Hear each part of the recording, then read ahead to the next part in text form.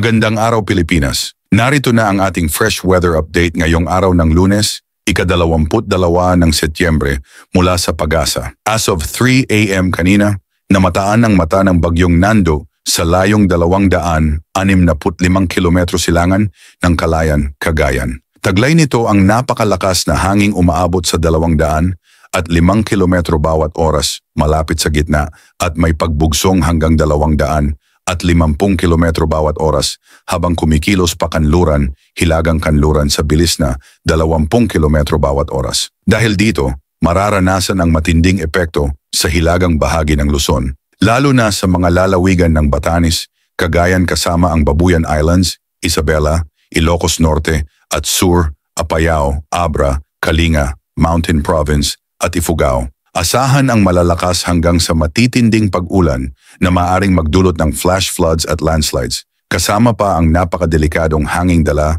ng super typhoon sa Zambales, Tarlac, Nueva Ecija, Pampanga, Bulacan, Aurora, Quezon at sa natitirang bahagi ng Ilocos Region, Cordillera at Cagayan Valley. Makakaranas ng malalakas na ulan at bugso ng hangin na may banta pa rin ng pagbaha at pagguho ng lupa. Metro Manila, Mimaropa, Bataan at ang buong Calabarzon ay makakaranas ng paminsan-minsang pag-ulan dahil sa habagat, habang sa Bicol Region, Western Visayas at Zamboanga Peninsula naman ay may kalat-kalat na pag-ulan at pagkidlat pagkulog. Ang nalalabing bahagi ng bansa ay makakaranas ng bahagyang maulap na papawirin na may mga isolated thunderstorms. Samantala, magiging katamtaman hanggang malakas ang hangin sa Southern Luzon at Visayas, na may katamtaman hanggang maalon na karagatan na aabot sa 2.5 metro hanggang 4 na metro ang taas ng alon.